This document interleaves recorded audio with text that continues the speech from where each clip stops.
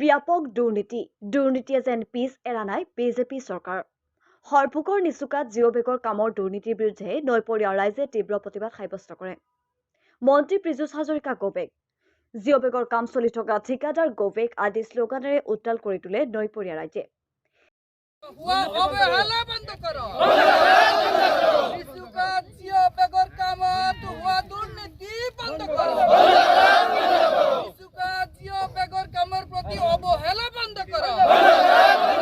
বৰপেটা জিলাৰ আয়ুক্ত গাৰ্গ, বৰনগৰ ৰাজচক্ৰৰ বিষয়া আৰু মন্ত্ৰী পীযুষ হাজৰিকাৰ পদাৰ্পণ বিচাৰে নিচুকাৰ নৈপৰীয়া ৰাইজে।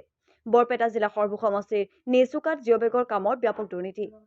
ৱৰ্ল্ড বেংকৰ আঁচনিৰ অধীনত কোটি কোটি টকাৰ কামৰ ব্যাপক দুৰ্নীতি কৰিলে ঠিকাদাৰে।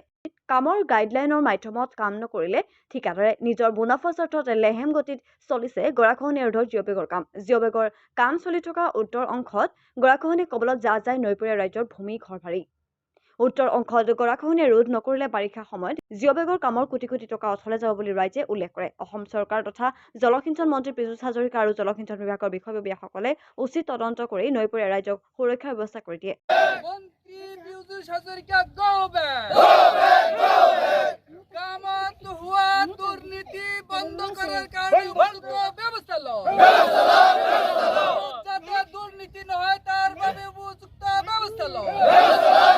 যোৱা 2 বছৰ ধৰি চলি আছে, কিন্তু এই ক্ষেত্ৰত দেখা গৈছে কাম মানে যেনেকুৱা হ'ব লাগিছিল তেনেকুৱা হোৱা নাই।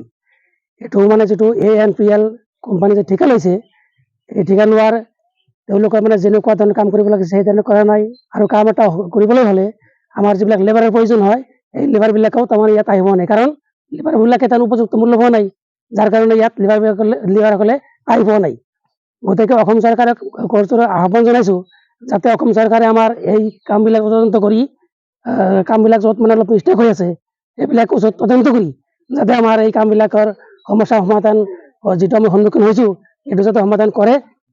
আমি হৈছোঁ ভাৰতবৰ্ষৰ নাগৰিক, গণতান্ত্ৰিক দেশৰ গণতান্ত্ৰিক নাগৰিক, কিন্তু অতিকৈ দুৰ্ভাগ্যৰ কথা এটাই যে আজি যুগ ধৰি আমি নৈপৰীয়া ৰাইজে যিটো নৈৰ যি যুগান্তকাৰী এটা প্ৰলয় আমাৰ ওপৰত যি এটা হেঁচা প্ৰয়োগ কৰি আছে নদীয়ে, আৰু তাৰ দ্বাৰা হাজাৰ হাজাৰ বিঘা মাটি আমাৰ ওচন গৈ আছে।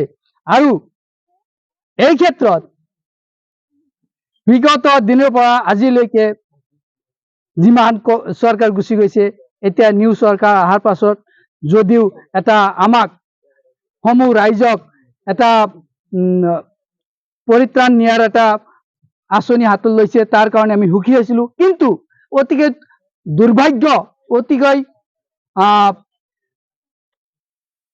আমি শোকাকুল এইকাৰণেই যে গোটেইবোৰ অঞ্চলত আমি নিউজ পেপাৰত আমি নিউজত চাই থাকোঁ যে বিভিন্ন অঞ্চলত আমাৰ বিভাগীয় মন্ত্ৰী পীযুষ হাজৰিকাদেৱ পদাৰ্পণ কৰিছেহি, আৰু তেখেতৰ নিজস্ব বৰিষ্ঠ পদক্ষেপত বিভিন্ন স্থানত বিভিন্ন ধৰণৰ ভাল বেয়া বিভিন্ন ধৰণৰ কাম হৈছে আমি নিউজত শুনি আছোঁ।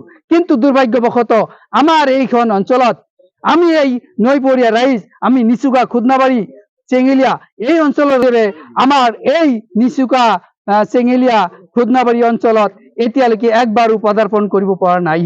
এইটো আমাৰ কাৰণে অতি দুৰ্ভাগ্য আৰু পৰিতাপৰ কথা নাই। আৰ ইয়াতে আমি যেনেকুৱা মানে ফাৰ্ষ্টৰ পৰা চাই আছো, ইয়াতে বিভিন্ন জায়গাৰ পৰা বিভিন্ন আমাৰ বিভাগীয় ইঞ্জিনিয়াৰ, সুদূৰ নেদাৰলেণ্ডৰ পৰাও অহা ইঞ্জিনিয়াৰ ইয়াতে আগমন কৰিছিল।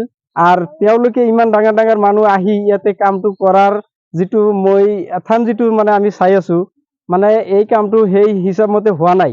আমাৰ এই নিচুকা খুদনাবাৰী গাঁৱৰ ৰাইজৰ আমাৰ এনেকুৱা অনুমান হৈ আছে যে এই কামত আমাৰ এই গাঁও সুৰক্ষিত নহ'ব।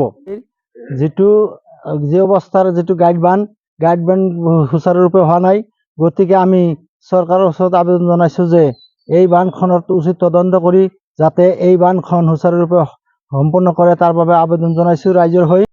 সৰ্বভোগৰ পৰা ৰমেশ তালুকদাৰৰ ৰিপৰ্ট, সংবাদ 365।